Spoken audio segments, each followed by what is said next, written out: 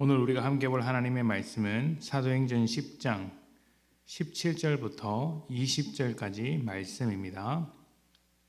사도행전 10장 17절부터 20절 제가 봉독하겠습니다. 베드로가 본 바 환상이 무슨 뜻인지 속으로 의아해하더니 마침 고넬료가 보낸 사람들이 시몬의 집을 찾아 문 밖에 서서 불러 묻되 베드로라 하는 시몬이 여기 유숙하느냐 하거늘 베드로가 그 환상에 대하여 생각할 때에 성령께서 그에게 말씀하시되 두 사람이 너를 찾으니 일어나 내려가 의심하지 말고 함께 가라 내가 그들을 보내었느니라 하시니. 아멘. 아마 사람들이 성령님 하면 가장 먼저 떠올리는 것은 능력일 것입니다. 성경에는 하나님의 영으로 충만해진 사람들의 이야기가 있고 예수님께서도 능력을 베푸신 일들이 많이 있으니 가장 먼저 능력을 떠올리는 것은 당연한 것일지도 모릅니다. 그렇지만 성령의 능력, 성령의 가장 중요한 역할은 어떤 초월적인 역사가 아닙니다. 성령님의 중요한 역할은 바로 연결입니다. 하나님께 단절되고 죄인으로 살던 우리가 성령으로 하나님께 연결되고 또 성령으로 예수님의 말씀과 성품에 연결됩니다. 성령님은 이 연결을 이루시고 유지시키면서 우리가 믿음으로 살게 하고 또 날마다 성장할 수 있도록 이끌어 주시는 것입니다. 이러한 연결은 하나님과의 관계에 있어서만 해당되는 것이 아니라 사람들과의 관계에서도 그렇습니다. 교회는 성령이 하나 되게 하신 공동체로서 그 하나됨을 지켜야 한다고 합니다. 또 교회에게 주어진 은사는 서로 돌보고 성장하기 위해 주어진 것으로 온전한 교회를 이루기 위한 것입니다. 우리 교회 목장의 모토가 하나님께 연결되고 사람에게 연결되는 목장 아닙니까? 성령님께서 바로 그 일을 하시는 것이죠.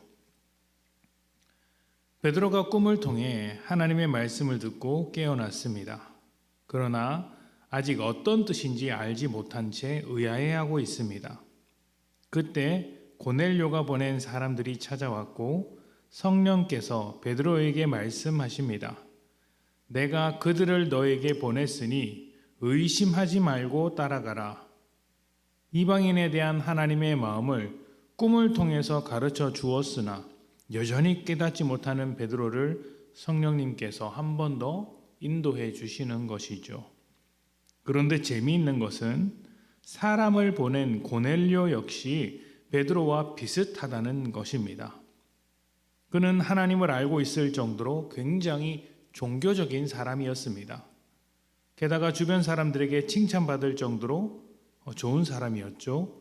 하지만 좋은 사람이라 해서 하나님의 도움이 필요 없는 것은 아닙니다.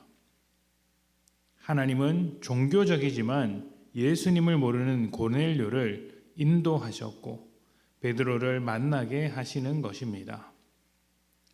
베드로와 고넬료 모두 자신에게 일어난 일을 정확하게 알지 못했습니다.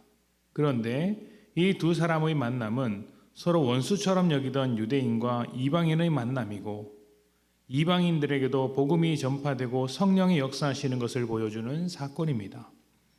베드로와 고넬료가 계획하고 노력해서 이루어낸 일이 아니죠.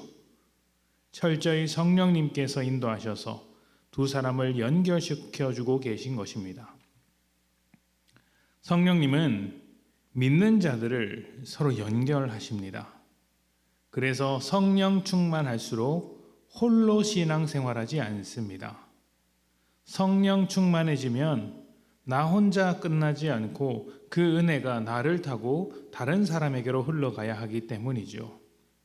그래서 성령 충만하게 되면 예수를 닮고 성령 충만하게 되면 서로에게 연결된 성도들을 돌보고 소중하게 여깁니다. 혼자 떨어져서 신앙생활하는 것은 없습니다. 성도란 하나님께서 한 몸, 하나의 공동체로서 우리에게 붙여주신 사람들이기 때문이죠.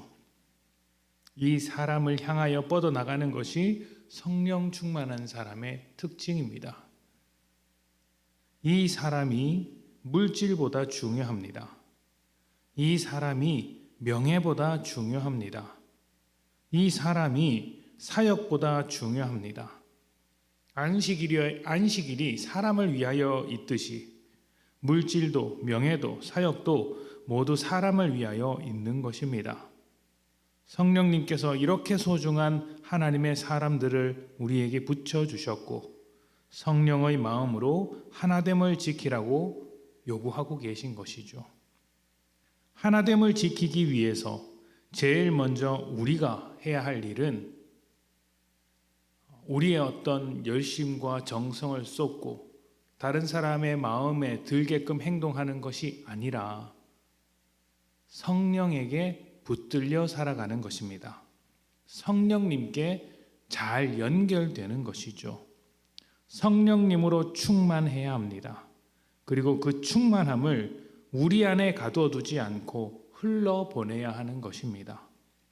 주님 닮은 성품, 주님 원하시는 삶의 방향, 주님의 뜻, 그것으로 붙들려 살아갈 때 우리는 성령 충만하다고 할 수 있을 것이며 그 충만함으로 교회를 더욱더 단단하게 붙들어 줄 수 있는 것이죠.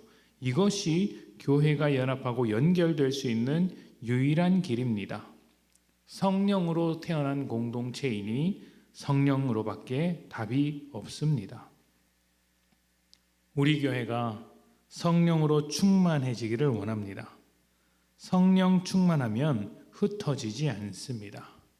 갈라지지 않습니다. 오직 성령 충만하여 단단하게 자라가는 교회가 되기를 축복합니다. 함께 기도합시다.